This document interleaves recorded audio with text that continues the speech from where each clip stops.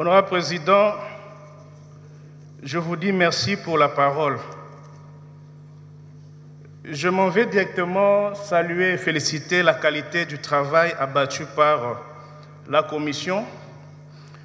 Je suis personnellement conscient du volume et la technicité qui est reconnue à ce travail. C'est un travail extrêmement important pour notre pays qui se lance dans cette lutte contre le blanchiment des fonds, contre la propagation des armes à destruction massive, une lutte qui se veut collective au niveau international.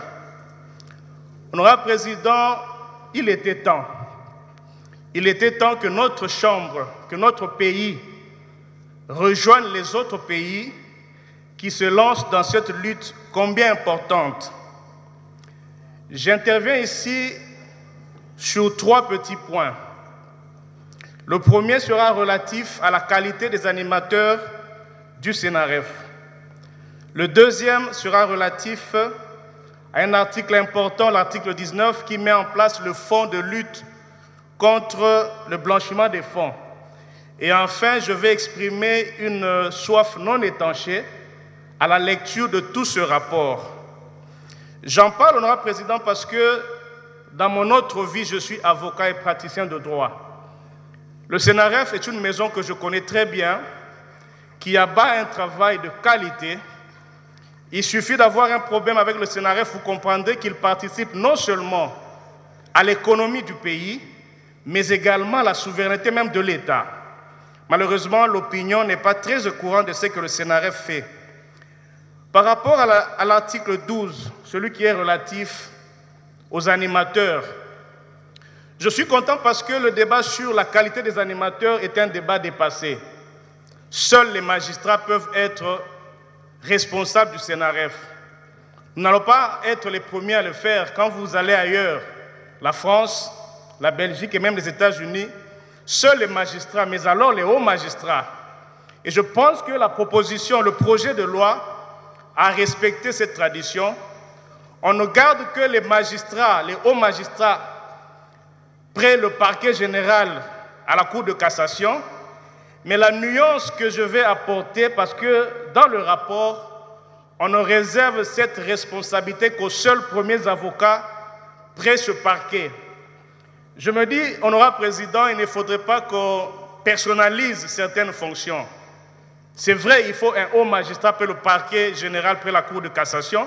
Il faut se limiter aux seuls hauts magistrats près ce parquet-là et ne pas aller jusqu'aux premiers avocats généraux. Pourquoi? Parce que quand nous allons au concret ici dans notre pays, il n'y a que 3 premiers avocats près ce parquet-là.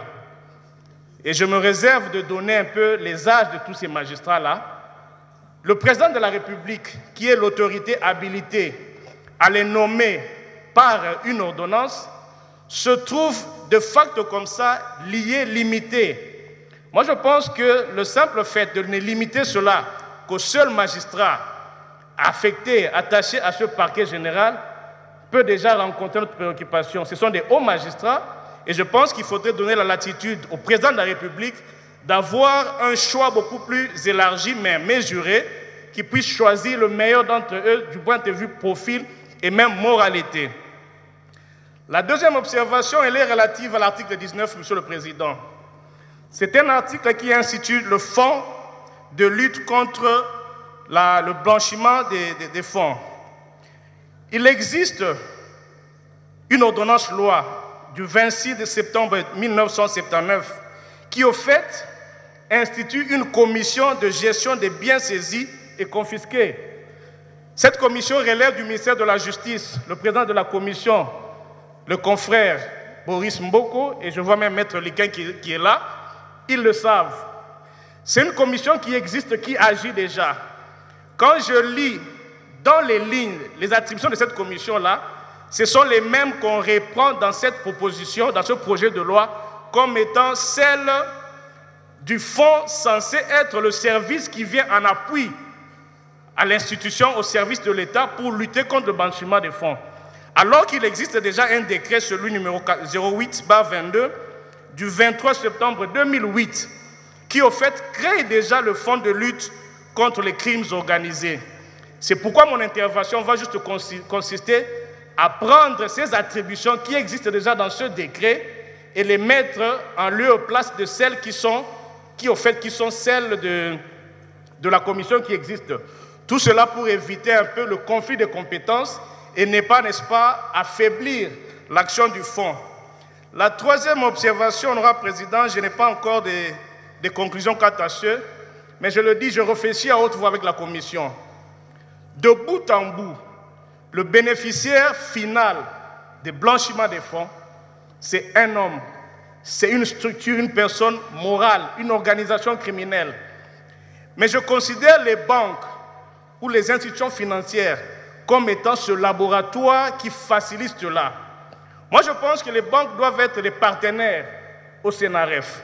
Mais quand je lis le travail important que vous avez fait, je ne vois pas en relief cette responsabilité, cette menace qui doit peser sur les banques. Je prends un exemple, si je me retrouve.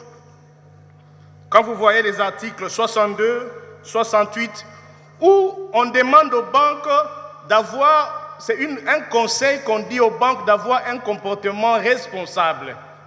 Il n'y a pas vraiment une contrainte aussi importante qui devra peser sur les banques. Même dans les sanctions, je le dis en tant que praticien, Maître Boris le sait, quand nous assistons nos clients auprès du CNRF, celui qui paye le plus fort, ce sont nos clients, ce sont les entreprises. Mais les banques commerciales, les institutions financières, qui au fait collaborent, qui rendent facile, qui facilitent cette opération de blanchiment des fonds, en sortent pratiquement indemnes. Il faut même plus l'un serait méchant pour dire, même la Banque centrale aussi, à défaut de sanctionner une institution publique, mais les animateurs doivent être inquiétés à un moment donné. Je pense que lors de l'examen article par article, nous allons nous efforcer de formuler quand même une observation, un amendement qui puisse rencontrer ce besoin. Pour chuter, on a parlé des ASBL. Le seul article, c'est l'article 80, qui renvoie l'enregistrement à un fichier au ministère de la Justice quand on veut prélever les fonds et autres, c'est normal. Mais dans tous ces chapitres-là, on parle d'une autorité compétente qui est chargée de contrôler les états financiers des ASBL, mais on ne la cite pas. C'est quand même une énumération qui, à mon sens, devrait aller au concret, arriver à citer quelle est cette autorité compétente qui est chargée de contrôler les finances des ASBL. Parce qu'à défaut d'avoir des entreprises commerciales, le criminel recourt aux fondations et aux ASBL pour faire passer son forfait.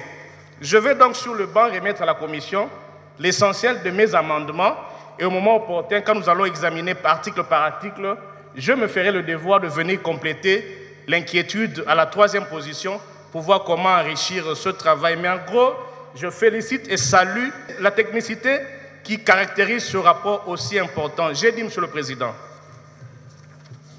Merci, collègue Mafuta. Nous constatons que vous maîtrisez cette matière. Merci. Collègue Boulet. Il sera suivi du collègue Okunji.